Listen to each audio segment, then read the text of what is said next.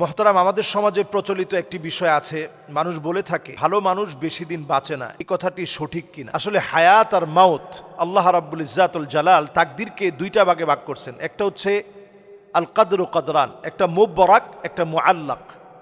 যেটা মুবরাম আল্লাহ তাআলা নির্দিষ্ট করে রাখছেন, আপনি কবে জন্ম নেবেন, কবে আপনার মৃত্যু হবে। এটা হচ্ছে একেবারেই আল্লাহর কাছে নির্দিষ্ট করা। জাফাল কালাম, কলম শুকিয়ে গেছে, তাকদীর লেখা হয়ে গেছে, কলম শুকায় গেছে, তাকদীর লেখা হয়ে গেছে, কলম শুকায় গেছে। আপনি কতটুকুন খাবেন, কতটুকুন পাবেন, কতটুকুন পড়বেন, কতটুকুন জীবন যাপন করবেন, সব আল্লাহ রাব্বুল আলামিন লিখে রেখেছেন। সব আল্লাহ তাআলা লিখে রেখেছেন, সব আল্লাহর কাছে আল্লাহ তাআলা লিপিবদ্ধ করে রেখেছেন। কাজেই এটা বলার সুযোগ নাই যে ভালো লোক বেশি দিন বাঁচে না।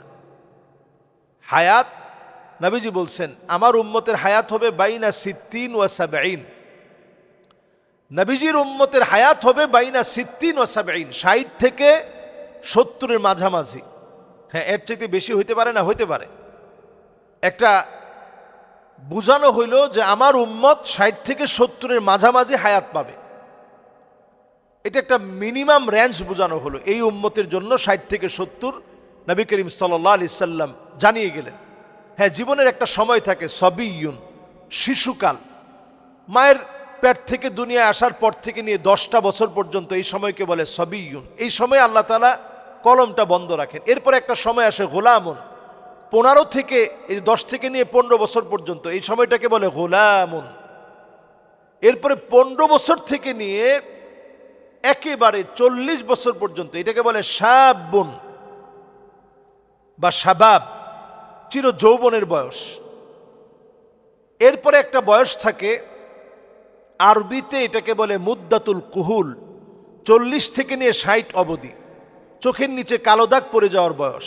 এরপরে একটা বয়স থাকে শাইখুন, বৃদ্ধ হয়ে যাওয়ার বয়স, 60 থেকে উপরে যতদিন আপনি হায়াত পান। তাহলে ভালো মানুষ বেশি দিন বাঁচে না এটা বলার সুযোগ নেই।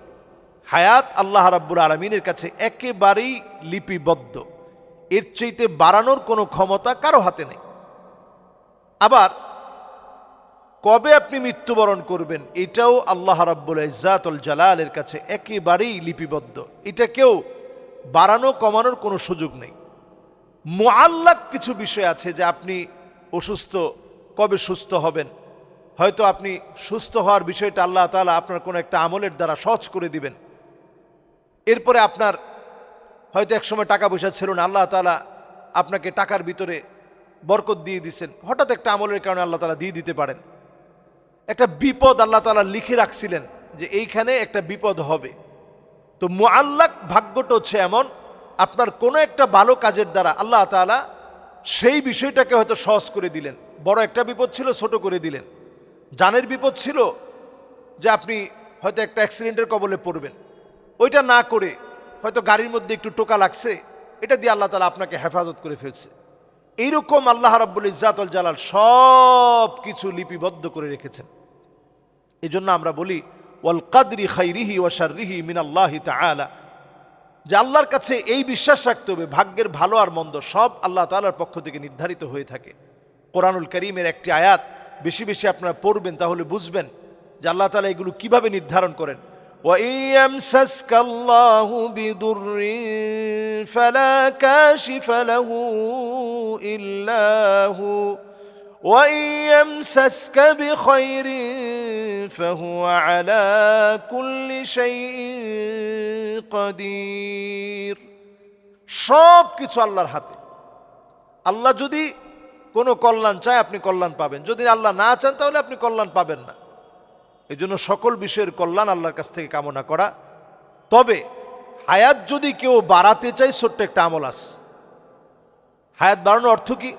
ধরেন এক লোক 100 বছর বেঁচে তেমন কোনো কাজ করতে পারেন, আপনি 40 বছর বাঁচছেন কিন্তু অনেক বরকতি কাজ করছেন। আইয়ুনসালাহু ফি আসারিহি আইয়ুবসাতালাহু ফি রিজকিহি ওয়া আইয়ুনসালাহু ফি আসারিহি ওয়া আইয়ুনসালাহু ফি আসারিহি ফালইয়াসিল রাহিমাহু। যদি কেউ হায়াতের বরকত কামনা করে তাহলে সেজন্য আত্মীয়তার সম্পর্ক বৃদ্ধি করে, তাহলে আল্লাহ তাআলা হায়াতের বরকতটা বাড়িয়ে দিবেন। আশা করি আল্লাহ রাব্বুল ইজ্জাতুল জালাল আমাদের হায়াতের বরকত বৃদ্ধি করে দিবেন এবং আমাদের নির্দিষ্ট সময়ের যে হায়াত দিয়েছেন এই হায়াতের ভিতরে ভালো ভালো কাজ আমরা বেশি বেশি করার চেষ্টা করব। একেবারেই আল্লাহর কাছে নির্দিষ্ট করা। জাফাল কালাম, কলম শুকিয়ে গেছে, তাকদির লেখা হয়ে গেছে, কলম শুকায় গেছে, তাকদির লেখা হয়ে গেছে, কলম শুকায় গেছে। আপনি কতটুকুন খাবেন, কতটুকুন পাবেন, কতটুকুন পড়বেন, কতটুকুন জীবন যাপন করবেন, সব আল্লাহ রাব্বুল আলামিন লিখে রেখেছেন। সব আল্লাহ তাআলা লিখে রেখেছেন, সব আল্লাহর কাছে আল্লাহ তাআলা লিপিবদ্ধ করে রেখেছেন। কাজেই এটা বলার সুযোগ নাই যে ভালো লোক বেশি দিন বাঁচে না। হায়াত, নবীজি বলছেন আমার উম্মতের হায়াত হবে বাইনা সিত্তিন ওয়া সাবঈন। নবীজির উম্মতের হায়াত হবে বাইনা সিত্তিন ওয়া সাবঈন, 60 থেকে 70-এর মাঝামাঝি। হ্যাঁ, এর চাইতে বেশি হইতে পারে না, হইতে পারে। একটা বোঝানো হইল যে আমার উম্মত 60 থেকে 70-এর মাঝামাঝি হায়াত পাবে। এটা একটা মিনিমাম রেঞ্জ বোঝানো হলো। এই উম্মতের জন্য 60 থেকে 70 নবী করিম সাল্লাল্লাহু আলাইহি সাল্লাম জানিয়ে গেলেন। হ্যাঁ, জীবনের একটা সময় থাকে সবিয়ুন, শিশুকাল, মায়ের পেট থেকে দুনিয়ায় আসার পর থেকে নিয়ে 10টা বছর পর্যন্ত এই সময়কে বলে সবিয়ুন। এই সময় আল্লাহ তাআলা কলমটা বন্ধ রাখেন। এরপর একটা সময় আসে গোলামুন, 15 থেকে 10 থেকে নিয়ে 15 বছর পর্যন্ত এই সময়টাকে বলে গোলামুন। এরপরে 15 বছর থেকে নিয়ে একেবারে 40 বছর পর্যন্ত এটাকে বলে শাবুন বা শাবাব, চির যৌবনের বয়স। এরপরে একটা বয়স থাকে, আরবিতে এটাকে বলে মুদ্দাতুল কুহুল, 40 থেকে নিয়ে 60 অবধি, চোখের নিচে কালো দাগ পড়ে যাওয়ার বয়স। এরপরে একটা বয়স থাকে শাইখুন, বৃদ্ধ হয়ে যাওয়ার বয়স, 60 থেকে উপরে যতদিন আপনি হায়াত পান। তাহলে ভালো মানুষ বেশি দিন বাঁচে না এটা বলার সুযোগ নেই। হায়াত আল্লাহ রাব্বুল আলামিনের কাছে একেবারেই লিপিবদ্ধ, এর চাইতে বাড়ানোর কোনো ক্ষমতা কারো হাতে নেই।